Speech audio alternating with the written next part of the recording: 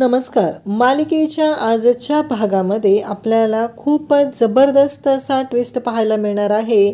रागिणीचे सगळे डाव भूमी अशा पद्धतीने उधळून लावणार आहे आणि कॉन्फरन्स तर आकाशच अटेंड करणार आहे आणि तीही असल्या जबरदस्त पद्धतीनं.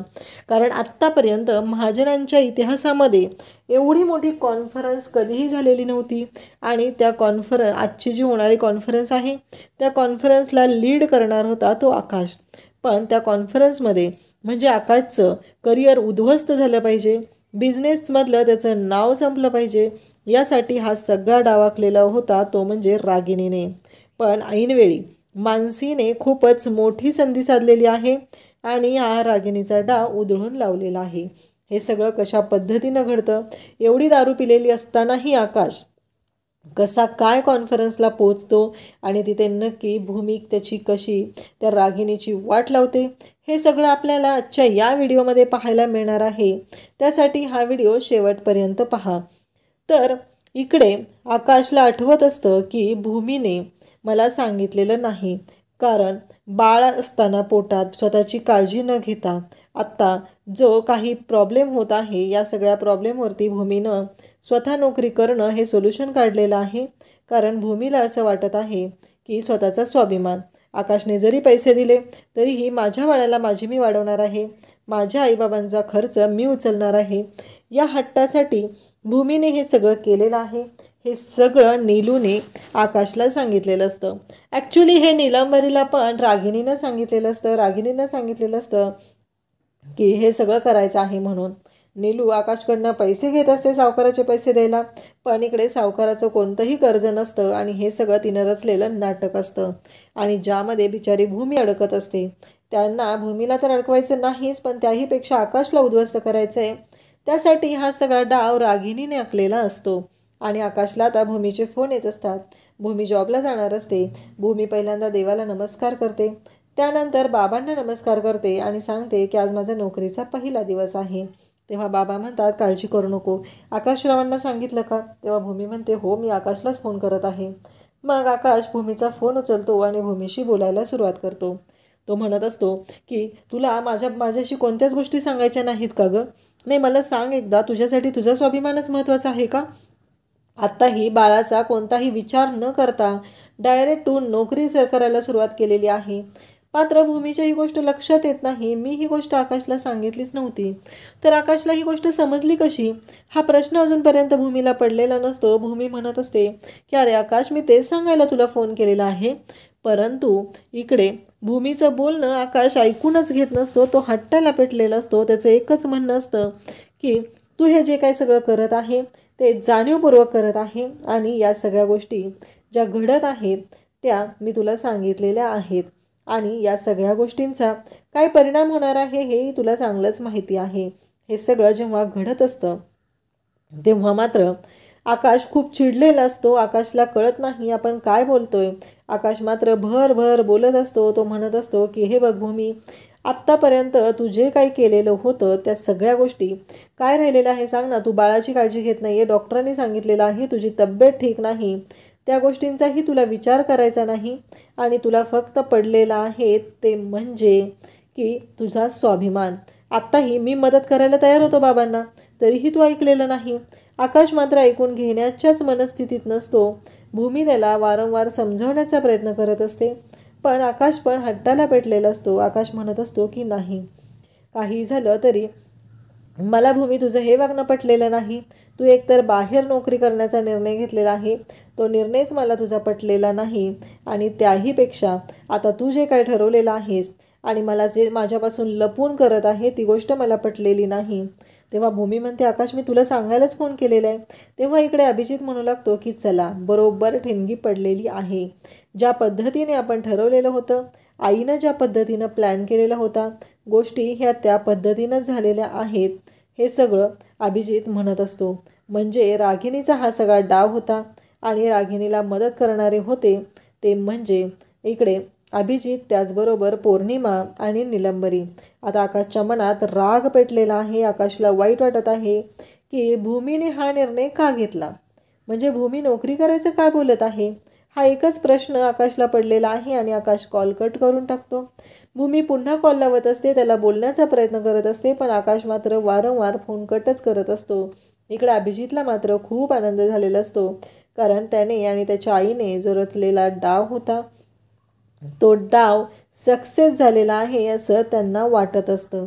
त्याचबरोबर आपल्याला पाहायला मिळतं की इकडे भूमी पुन्हा फोन करत असते, परंतु पुन्हाही फोन आकाश भूमीचा कटच करत असतो.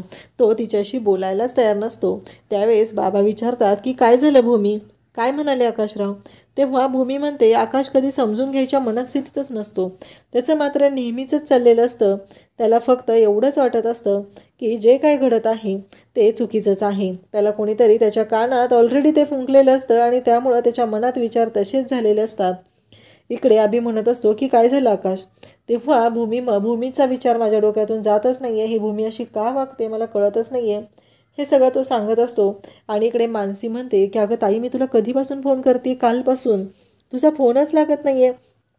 तेव्हा मात्र इकडे भूमी म्हणते अगं काल मला यायला उशीर झाला ना थोडासा, आणि दमले होते आणि मी झोपी गेले आणि फोन चार्ज करायचा विसरले.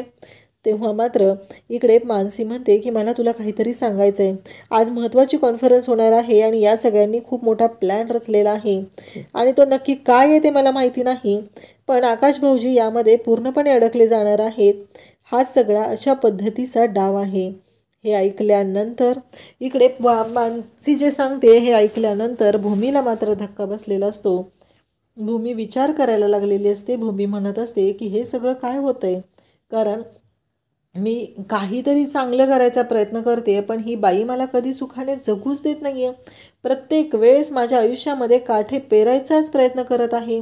हे सगळं भूमीला मानसीनं सांगितल्यानंतर भूमीची झालेली अवस्था असते, कारण मानसीने सर्व गोष्टी स्पष्टपणे सांगितलेल्या असतात आणि भूमीला सांगितलेलं असतं की त्या तिघांनी खूप मोठा प्लॅन रचलेला आहे आणि आईंनी आकाश भाऊजींच्या विरोधात मोठं कारस्थान केलेलं आहे. आता ते काय आहे ते मला नीटचं कळलेलं नाही, पण उद्या मात्र आकाश भाऊजींचं करिअर संपणार, बिझनेसमधली त्यांची कारकीर्द संपणार, हे सगळं बोललेलं मी ऐकलेलं आहे. तेव्हा भूमीला धक्का बसतो. भूमी म्हणते की आता मी सोडणार नाही, आता मला बघावं लागणार आहे. आणि भूमी मग स्वतः जॉबला जाणं टाळते आणि तिला आता जाणं गरजेचं असतं, ते म्हणजे महाजन गारमेंटमध्ये. काही करून तिथे आकाश वेळेवर पोहोचला पाहिजे. आकाश जर वेळेवर पोहोचला तरीही तो कॉन्फरन्सला कशा पद्धतीने येईल याबद्दल भूमीला काहीच माहिती नसतं. आणि इकडे रागिणीने मात्र पूर्णपणे सगळा डाव आखलेला असतो आणि तिच्या डावाप्रमाणे जर गोष्टी घडत गेल्या तर नक्कीच आकाशचं करिअर त्यातून संपणार असतं.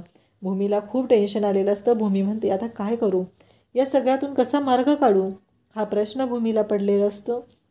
आणि मग इकडे अभिजित आकाशला म्हणतो की काय झालं. तेव्हा आकाश म्हणतो मला कळतच नाही आहे, ही भूमी अशी का वागते प्रत्येक वेळेस, तिला का लक्षात येत नाही आहे, म्हणजे तिला का वाटत नाही आहे की मी जे काय करतोय ते तिच्या भल्यासाठी करतोय, तिच्यासाठी बघतोय मी हे सगळं. तेव्हा अभिजित म्हणतो की आकाश याच्यावर एकच उपाय आहे.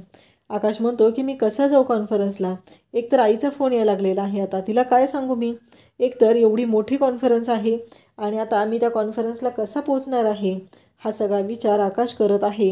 आणि तेव्हा अभिजित म्हणतो की चल याच्यावर एकच उपाय आहे, आपण जाऊया. तेव्हा आकाश म्हणू लागतो की मला कळत नाही आहे मी कशा पद्धतीनं या सगळ्या गोष्टी हँडल करणार आहे, याची कॉन्फरन्स कशी अटेंड करणार आहे, मला काही सुधरत नाही आहे. तेव्हा अभिजित म्हणतो की चल आकाश, मी सांगतोय ना तुला. आकाश म्हणतो की नाही रे अभिजित, काल झालं ते झालं, आज नाही पुन्हा, मला कॉन्फरन्सला जायचं आहे, असं तो स्पष्टपणे सांगत असतो. परंतु अभिजित ऐकायलाच तयार नसतो. आकाशला म्हणतो चल, तुला कॉन्फरन्सला इतक्या लोकांच्या मध्ये जाऊन बोलायचं आहे की नाही, तुझा कॉन्फिडन्स गेलेला आहे ना, मग तो कॉन्फिडन्स या पद्धतीनंच परत येणार आहे. त्यामुळं तू चल माझ्यासोबत आणि तिथे गेल्यानंतर तुझ्या गोष्टी लक्षात येतील. हे सगळं बोललं जात असतं. आणि तेव्हा मात्र आता तिथे त्या पबमध्ये जाऊन ते दोघंजण बसतात, बारमध्ये बसलेले असतात. तिथे ऑर्डर दिलेली असते आणि आकाशच्या समोर ग्लासवर ग्लास मांडले जात असतात आणि अभिजितनं हे सगळं मुद्दामून केलेलं असतं.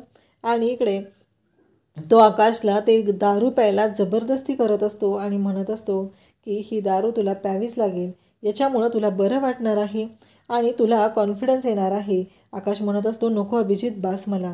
पण अभिजित मात्र त्याला जबरदस्ती करून ती दारू पाजत असतो. त्याला सांगत असतो की पी, त्याशिवाय तुला बरं वाटणार नाही.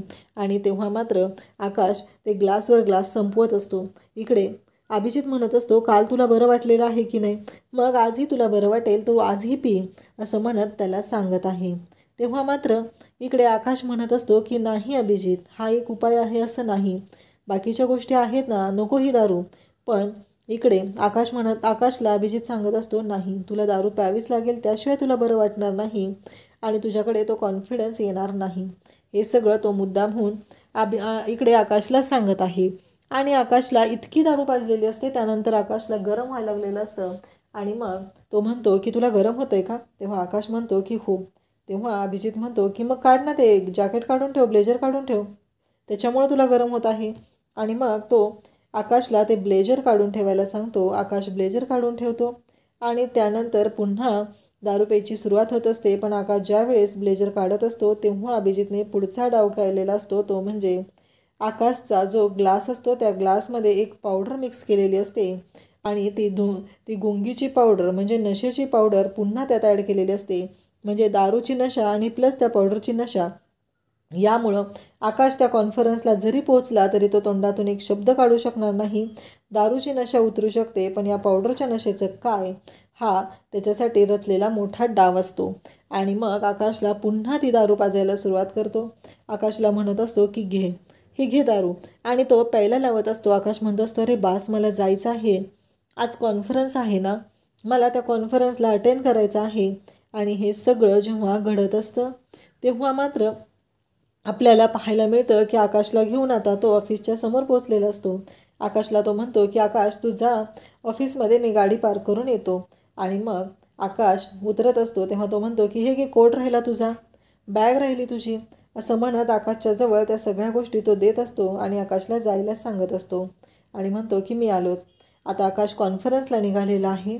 आणि आकाश कॉन्फरन्सला चाललेला असतानाच आकाशला सुधरत नाही, तो अगदी वेड्यासारखा झालेला आहे. एकतर त्याच्यामध्ये दारूची नशा आणि प्लस ती पावडर मिक्स केलेलं ते गुंगीचं औषध वगैरे असेल, ती नशा, या सगळ्यामुळे आकाशला कळायचं बंद झालेलं असतं. आणि त्यानंतर आपल्याला पाहायला मिळतं की आकाश कसा तरी लटपटत अगदी तो ऑफिसमध्ये येऊन पोहोचतो. आणि त्याचवेळी मागून रागिनी आणि अभि त्याच्याकडे पाहत असतात आणि त्याच्याकडे पाहून म्हणत असतात की झालं, आज आपलं काम झालेलं आहे. महाजनांच्या इतिहासातली ही आज सगळ्यात मोठी कॉन्फरन्स होती. आणि या कॉन्फरन्समध्ये महाजन इंडस्ट्रीजचे मालक आकाश महाजन हे अशा पद्धतीनं पोचलेले आहेत. आकाशच्या बिझनेसमधल्या करिअरचा आजचा हा शेवटचा दिवस. ही जी कॉन्फरन्स आहे ती आकाशची बिझनेस मीटिंगमधली शेवटची मीटिंग असणार आहे. हे सगळं हे दोघं जण बोलत असतात. त्याचबरोबर आपल्याला पाहायला मिळतं की इकडे त्यांचं हे जे बोलणं चालू असतं आणि त्याच वेळी इकडे रागिनी म्हणत असते, काहीही झालं तरी आज ह्याची वाट लागणारच आहे. आकाश तसाच चालत निघालेला असतो, पायात पाय अडकत असतात. आणि मग पुढं गेल्यानंतर आकाश कॉन्फरन्स रूमच्या समोर पोचलेला असतो. आणि नेमका अभिजित इकडे रागिनीला म्हणतो की चल आपण मागच्या दरवाज्याने जाऊन हा महाजनांचा दिवा काय दिवे लावतोय ते पाहूया, असं म्हणत तो आकाशला घेऊन जात असतो. भूमी तेवढ्या तिथं पोहोचते, कारण मानसीने कॉल करून भूमीला सर्व गोष्टींची कल्पना दिलेली असते. आणि दारूच्या नशेत असलेला आकाश कॉन्फरन्सचा दरवाजा उघडून आतमध्ये निघालेला असतो. आणि भूमी त्याला थांबवते आणि त्याला म्हणते, काय आहे हे, असं म्हणत ती आकाशला घेऊन बाजूला जाते. आणि आकाशला घेऊन बाजूला आल्यानंतर भूमी त्याला म्हणू लागते की आकाश, हे काय चाललंय तुझं, हे कोणत्या कंडिशनला आहेस तू, कळते का तुला? त्यानंतर भूमीच्या लक्षात येतं म्हणजे आजचा ह्यांचा डाव काय होता. महाजन गारमेंटमध्ये ही सगळ्यात मोठी दुःखद अशी घटना घडत होती. हे आकाशच्या बाबतीत ह्यांनी केलेलं होतं. आकाशचं करिअर संपवण्यासाठी केलेला डाव होता. हा भूमीने ओळखलेला असतो. आकाशला घेऊन ती वॉशरूममध्ये येते आणि आकाशच्या तोंडावर पाणी मारू लागते. आकाशच्या तोंडावर पाणी मारून त्याला शुद्धीवर आणण्याचा प्रयत्न करत असते. ती म्हणत असते, आकाश, तुला कळतंय का, तू काय केलेलं आहेस, हे तू दारू प्यायला आहेस, मला एक कळत नाही आहे की तू दारू कधीपासून प्यायला लागलेला आहे आणि कशासाठी. तेव्हा आकाश म्हणू लागतो की तुझ्यासाठी, तू मला सोडून गेलेली आहेस ना, तू प्रत्येक वेळेस आईला दोष देत असतेस ना, म्हणून मी दारू पिलेली आहे. तेव्हा भूमी म्हणते, आकाश, बाद झाली नाटकं तुझी, पुन्हा हे ऐकून घेणार नाही, एवढं लक्षात ठेवायचं आहे. आज इतकी मोठी कॉन्फरन्स आहे आणि तू त्या कॉन्फरन्सला दारू पिऊन आलेला आहे, तुला कळतंय का तू काय करून बसलेला आहेस ते. हे सगळं भूमी बोलत असते आणि तेव्हा आकाश म्हणत असतो की मी काही चुकीचं केलेलं नाही, मी जे काय केलेलं आहे ते बरोबरच केलेलं आहे, असं आकाशचं म्हणणं असतं. तर भूमी म्हणते काय बरोबर केलं, दारू पिणं हे बरोबर आहे का? तेव्हा आकाश म्हणतो की हे बघ भूमी, मी तुझ्यासाठी दारू प्यायलो आहे, तू माझं ऐकत नाही आहेस ना, तू तिकडे जाऊन राहिले ना, तू स्वतःची काळजी घेत नाही आहे, तू बाळाची काळजी घेत नाही आहे, आणि त्याचबरोबर तू आईवर आरोप करत असते. तेव्हा भूमी म्हणते की आकाश, बाद झाली तुझी नाटकं, काय चाललंय, तू कधीतरी माझ्यावर विश्वास ठेवून बघ ना, कधीतरी माझ्या म्हण ना एकदा, भूमी माझा तुझ्यावर विश्वास आहे, आपण काही पुरावे बघूया, तेव्हा मी ठरवेल ना काय करायचं आहे ते. पण आकाश मात्र ऐकायलाच तयार नसतो आणि भूमी म्हणते की तू कसा जाणार आहेस कॉन्फरन्सला, कॉन्फरन्स आहे ना तुझी आत्ता? तेव्हा आकाश म्हणत असतो हो, मला कॉन्फरन्सला जायचं आहे, आज खूप मोठी कॉन्फरन्स आहे, मी लीड करणार आहे, असं म्हणत आकाश तिथे तयार होत असतो. भूमी म्हणत असते काय अवस्था करून ठेवली, आता मी तुला शेवटचं सांगते हा, यापुढे जर दारूला हात लावला तर मी पुन्हा कधीही तुला भेटणार नाही, एवढं लक्षात ठेवायचं आहे. त्यावेळेस आपल्याला पाहायला मिळतं की आकाशची अवस्था पाहून भूमीला धक्का बसलेला असतो. कॉन्फरन्सची वेळ जवळ आलेली असते, सगळेजण कॉन्फरन्स हॉलमध्ये जमलेले असतात आणि रागिनी आणि अभि तिथं आलेले असतात. तेव्हा सगळेजण म्हणतात की आजपर्यंत असं कधीच झालेलं नाही, आकाश महाजन लेट आलेले आहेत, ही गोष्ट आजपर्यंत इतिहासात कधीही घडलेली नाही, प्रत्येक कॉन्फरन्सला ते वेळेवर पोहोचत होते आणि आज अचानक असं काय झालेलं आहे, हा प्रश्न तिथे सगळेजण एकमेकांना विचारू लागलेले आहेत. तेव्हा रागिनी आणि अभि मजा बघत आहेत. रागिनी म्हणते एव्हाना पोचायला हवं होता रे तो, अजून कसं काय आलेला नाही? तेव्हा अभि म्हणतो तू बघितलं ना त्याची अवस्था काय होती, त्याला धड चालताही येत नव्हतं, मला काय वाटतंय कुठंतरी पडला असेल आणि आपल्या स्टाफने उचलून त्याला केबिनमध्ये नेऊन ठेवलं असेल, हे सगळं अभि बोलत असतो. आणि त्याचबरोबर आता कॉन्फरन्सला रागिनी आणि अभि स्वतः येऊन थांबलेले असतात. सगळेजण म्हणत असतात की आकाश महाजन, आकाश महाजन. तेव्हा रागिनी म्हणू लागते की हो येतील, तेवढ्यातच येतील, असं ती बोलत असते.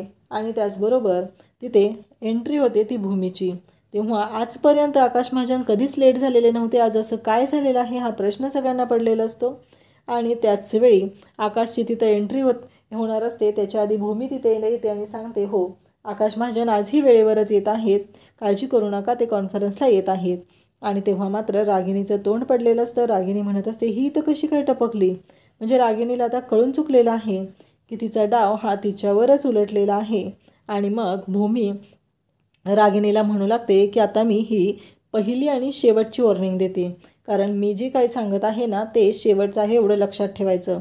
मी घरातून निघून गेलेले आहे, पण आकाशच्या आयुष्यातून आणि महाजनांच्या इंडस्ट्रीतून मी अजून माघार घेतलेली नाही, एवढं लक्षात ठेवायचं आहे.